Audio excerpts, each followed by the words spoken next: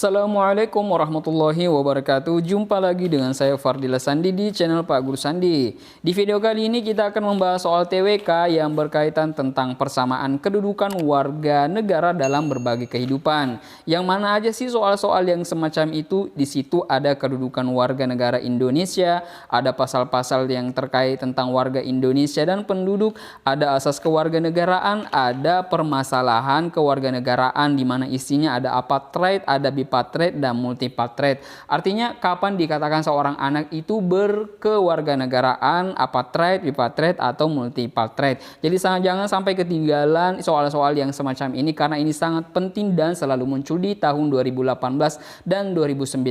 Ini dia soalnya. Soal 1, mereka yang bertempat tinggal atau berdomisili di dalam wilayah negara disebut A. Imigran, B. Penduduk, C. Warga negara, D. Bukan penduduk, dan E. Bukan warga negara. Jadi mana dari kelima opsi ini yang termasuk dalam soal? Jadi saya bacakan dulu bahwa penduduk adalah mereka yang bertempat tinggal atau berdomisili di dalam wilayah negara.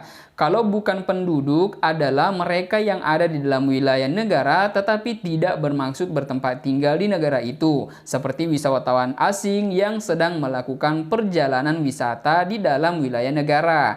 Kalau perbedaan penduduk dan bukan penduduk menimbulkan perbedaan hak dan kewajiban tertentu. Misalnya hanya yang berstatus penduduk yang dapat melakukan pekerjaan di suatu negara. Kalau warga negara itu adalah mereka yang berdasarkan hukum merupakan anggota dari negara yang bersangkutan. Artinya kalau sudah berdasarkan hukum namanya sudah terdaftar di salah satu negara di suatu negara tersebut.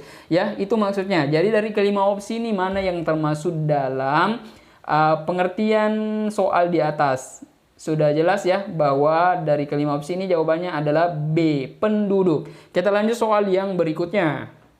Soal yang kedua, hal-hal mengenai warga negara dan penduduk diatur dengan undang-undang. Pernyataan tersebut termaktub dalam A. Pasal 26 ayat 1, B. Pasal 26 ayat 2, C. Pasal 26 ayat 3, D. Pasal 1 angka 1 Undang-Undang nomor 12 tahun 2006 dan E. Pasal 2 Undang-Undang nomor 12 tahun 2006. Ayo, mana dari kelima opsi jawaban kamu? Jadi saya langsung jelaskan dulu bahwa pasal 26 ayat 1 isinya adalah yang menjadi warga negara Indonesia ialah orang-orang bangsa Indonesia asli dan orang-orang bangsa lain yang disahkan dengan undang-undang sebagai warga negara. Sedangkan untuk pasal 26 ayat 2 isinya adalah penduduk Indonesia adalah warga negara Indonesia dan orang asing yang bertempat tinggal di Indonesia.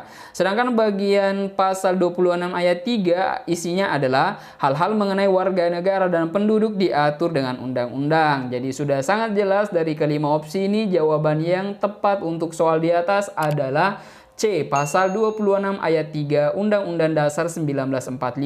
Adapun tentang pasal 2 Undang-Undang nomor 12 tahun 2006 itu isinya adalah bahwa yang menjadi warga negara Indonesia adalah orang-orang bangsa Indonesia asli dan orang-orang bangsa lain yang disahkan dengan undang-undang sebagai warga negara. Adapun juga pasal 4 itu isinya sangat panjang. Oke, kita lanjut dulu ke soal yang berikutnya. Soal selanjutnya, pengertian warga Indonesia menurut pasal 4 Undang-Undang nomor 12 tahun 2006 sebagai berikut kecuali. Berarti yang bukan dari kelima opsi ini satu diantaranya yang termasuknya. Oke. Bagian A, anak yang lahir dari perkawinan yang sah dari seorang ayah dan ibu warga negara Indonesia. B, anak yang lahir dari perkawinan seorang ayah warga negara Indonesia dan ibu warga negara asing. C, anak yang lahir dari perkawinan sah seorang ibu warga negara Indonesia tetapi ayahnya tidak mempunyai kewarganegaraan atau hukum negara asal ayahnya tidak memberikan kewarganegaraan kepada anak tersebut. D, anak yang lahir dari perkawinan yang sah dari seorang ayah warga negara asing dan ibu warga negara Indonesia. E, anak yang lahir dalam tenggang waktu 30 hari setelah ayahnya meninggal dunia dari perkawinan yang sah dan ayahnya warga negara Indonesia. Ayo, dari kelima opsi ini mana jawaban kamu? Saya langsung jelaskan dulu bahwa dalam pasal 4 Undang-Undang nomor 12 tahun 2006 dinyatakan bahwa yang dimaksud warga negara Indonesia adalah sebagai berikut. Ternyata isinya ada 13 poin. Jadi kalau saya jelaskan menjelaskan semua bisa sampai sehari saya menjelaskan. Jadi saya mau sebutkan aja mana yang termasuk dari ke opsi ini. Bagian A itu termasuk anak yang lahir dari perkawinan yang sah dari seorang ayah dan ibu warga negara Indonesia, itu termasuk dalam pasal 4. Yang bagian B, anak yang lahir dari perkawinan seorang ayah warga negara Indonesia dan ibu warga negara asing masih termasuk. Bagian C, anak yang lahir dari perkawinan sah seorang ibu dan warga negara Indonesia tetapi ayahnya tidak mempunyai kewarganegaraan atau hukum negara asal ayahnya tidak memberikan kewarganegaraan kepada anak tersebut masih termasuk dalam pasal 4. Bagian D, anak yang lahir dari perkawinan yang sah dari seorang ayah warga negara asing dan ibu warga negara Indonesia masih termasuk poin dalam pasal 4. Dan bagian E, anak yang lahir dalam tenggang waktu 30 hari setelah ayahnya meninggal dunia dari perkawinan yang sah dan ayahnya warga negara Indonesia, ini yang tidak termasuk dalam poin pasal 4 Undang-Undang Nomor 12 2006 tentang warga negara. Jadi sudah jelas ya, jawabannya adalah bagian E. Kita lanjut soal yang berikutnya. Soal selanjutnya, kewarganegaraan seseorang yang ditentukan berdasarkan tempat kelahiran disebut A. Asas ius soli, B. Asas ius sanguinis, C. Kepentingan nasional, D. Kewarganegaraan tunggal, dan E. Kewarganegaraan ganda terbatas. Jadi di mana jawaban dari kelima opsi ini? Jadi saya jelaskan dulu bahwa adapun asas yang dianut dalam Undang-Undang Nomor 12 Tahun 2006 itu ada 4 asas. Yang pertama asas ius sanguinis atau law of the blood adalah asas yang menentukan kewarganegaraan seseorang berdasarkan keturunan, bukan berdasarkan negara tempat kelahiran. Nomor 2, asas ius soli atau law of the soil secara terbatas adalah asas yang menentukan kewarganegaraan seseorang berdasarkan negara tempat kelahiran yang diberlakukan terbatas bagi anak-anak sesuai dengan ketentuan yang diatur dalam Undang-Undang Nomor 12 Tahun 2006.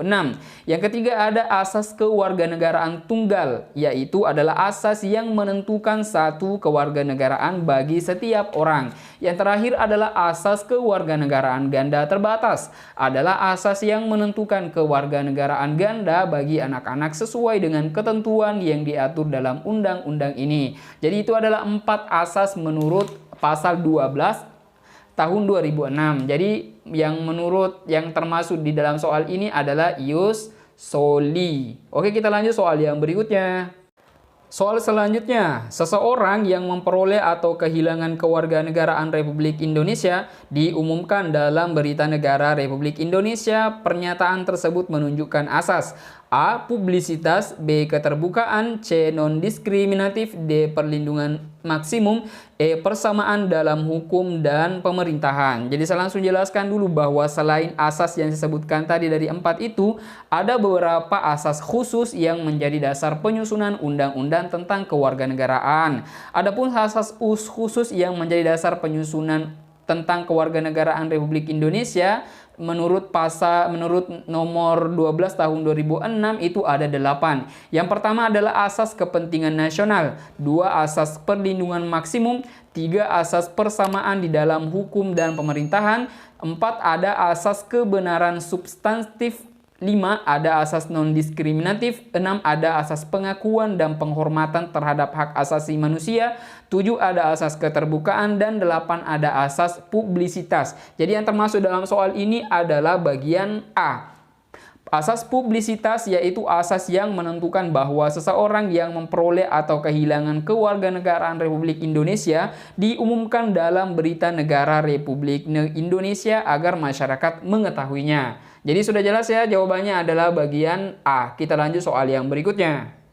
Soal berikutnya, orang dengan sendirinya dianggap menjadi warga negara tanpa melakukan sesuatu tindakan hukum tertentu. Penentuan kewarganegaraan orang tersebut menggunakan A. Asas ius soli, B. Asas ius sanguinis, C. Asas sistem stelsel aktif, D. Sistem stelsel pasif, dan E. Naturalisasi istimewa. Ayo dari kelima opsi ini mana jawaban kamu? Jadi saya sudah jelaskan tadi bagian A dan bagian B, asas ius soli dan asas ius sanguinis. Jadi di Indonesia itu sangat banyak asas. Tadi dari ke-8 itu yang saya jelaskan ternyata masih ada 2 asas, yaitu adalah Selain asas-asas tersebut, dalam menentukan kewarganegaraan dipergunakan dua stelsel kewarganegaraan, yaitu stelsel aktif dan stelsel pasif.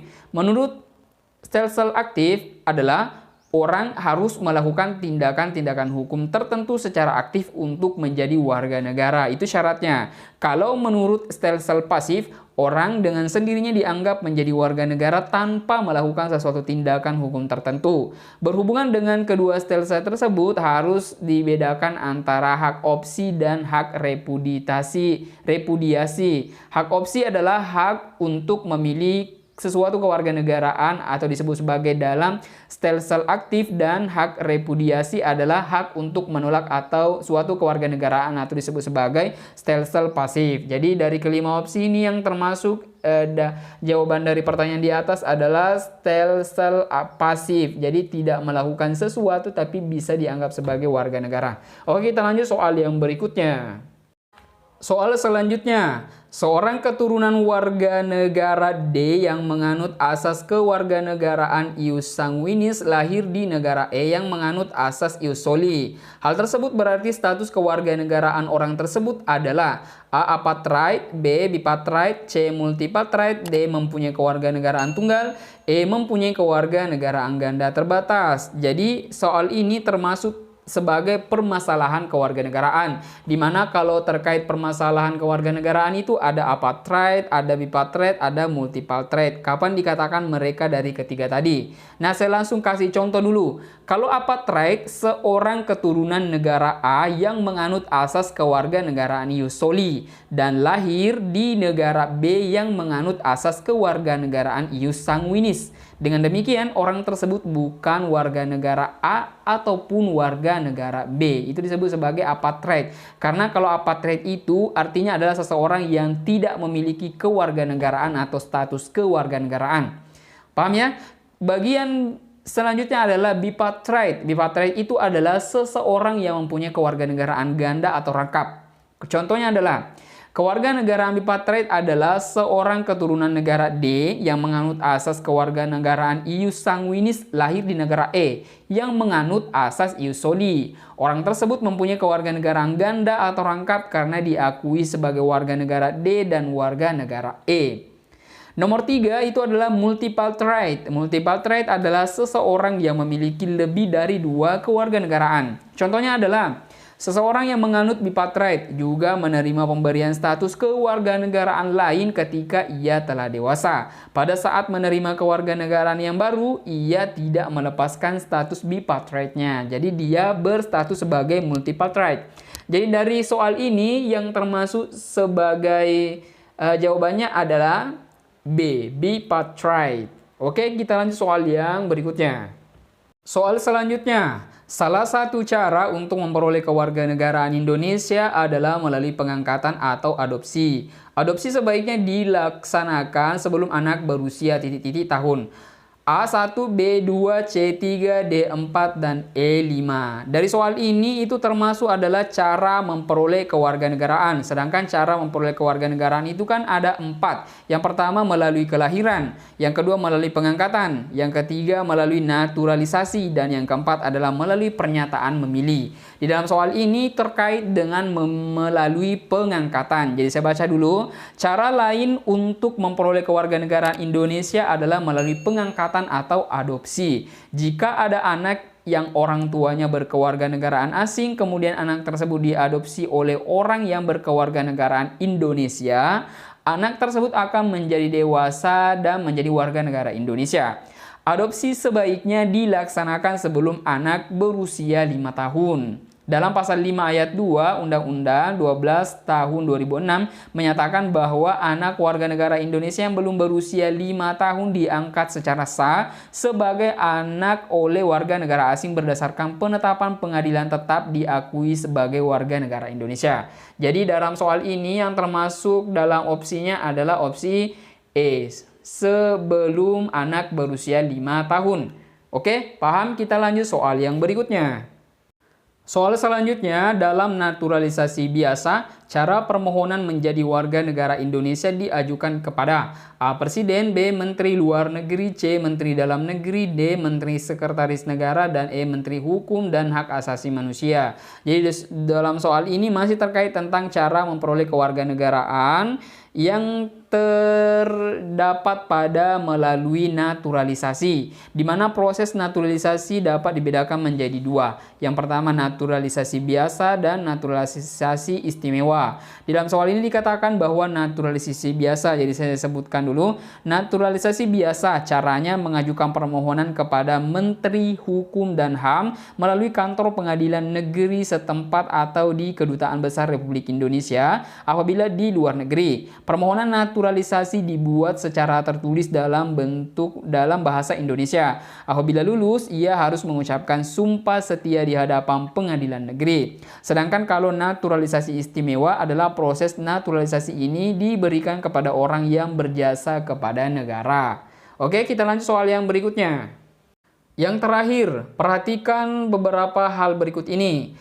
1. Menolak atau melepaskan kewarganegaraan lain. Yang kedua, memperoleh kewarganegaraan lain atas kemauan sendiri. 3. Masuk dalam dinas tentara asing tanpa izin terlebih dahulu dari presiden. Keempat, secara sukarela mengangkat sumpah atau menyatakan janji setia kepada negara asing. Yang kelima, mempunyai paspor untuk pergi ke negara lain. Seseorang dapat kehilangan kewarganegaraan Indonesia apabila mengalami situasi yang ditunjukkan oleh nomor A 1, 2, dan 3, B 1, 2, dan 4, C 2, 3, dan 4, D 2, 3, dan 5, E 3, 4, dan 5. Saya pasti kamu kebingungan. Jadi saya langsung jelaskan dulu di dalam soal ini itu terkait tentang hal yang menyebabkan kehilangan kewarganegaraan. Ternyata poinnya ada 9 menurut Undang-Undang Nomor 12 Tahun 2006. Jadi kamu cocokkan dulu ya yang saya bacakan ini. Jadi kamu bisa langsung simpulkan mana dari kelima opsi yang termasuk jawaban yang benar. Siap? Saya langsung dulu bacakan. Nomor 1. Memperoleh kewarganegaraan lain atas kemauannya sendiri. Apakah ada dalam opsinya? 2. Tidak menolak atau tidak melaksanakan kewarganegaraan lain, sedangkan orang yang bersangkutan mendapat kesempatan untuk itu. Apakah ada dalam poinnya? 3. Dinyatakan hilang kewarganegaraannya oleh presiden atas permohonan sendiri, yang bersangkutan sudah berusia 18 tahun atau sudah kawin, bertempat tinggal di luar negeri, dan dengan dinyatakan hilang kewarganegaraan Republik Indonesia tidak menjadi tanpa kewarganegaraan. Apakah ada dalam opsi? Yang keempat adalah masuk dalam dinas tentara asing tanpa izin terlebih dahulu dari presiden. Apakah ada? Yang kelima, secara sukarela masuk dalam dinas negara asing yang jabatan dalam dinas semacam itu di Indonesia sesuai dengan ketentuan peraturan undang-undang hanya dapat dijabat oleh warga negara Indonesia. Apakah ada dalam opsi? Yang keenam, secara sukarela mengangkat sumpah atau menyatakan janji setia kepada negara asing atau bagian dari negara asing tersebut. Apakah ada dalam poinnya? Yang ketujuh, tidak dinyatakan tetapi turut serta dalam pemilihan sesuatu yang bersifat ketatanegaraan untuk suatu negara asing. Apakah ada dalam opsi? Yang kedelapan, mempunyai paspor atau surat yang bersifat paspor dari negara asing atau surat yang dapat diartikan sebagai tanda kewarganegaraan yang masih berlaku dari negara lain atas namanya. Apakah ada dalam opsi? Yang kesembilan itu adalah bertempat tinggal di luar wilayah negara Republik Indonesia selama 5 tahun terus-menerus bukan dalam rangka dinas negara. Jadi kamu sudah cocokkan yang saya sebutkan tadi. Jadi kamu bisa simpulkan mana jawaban yang cocok dengan soalnya.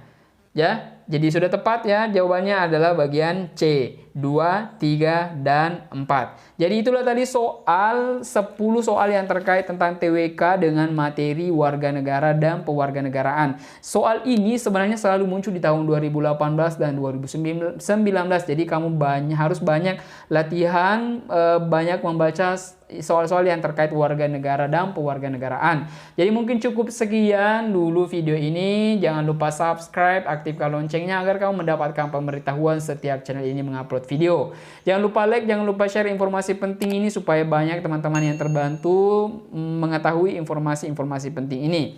Sampai jumpa di video selanjutnya. Semoga Anda sehat selalu dan semoga di tahun 2021 kalian sudah bisa menjadi ASN tahun 2021.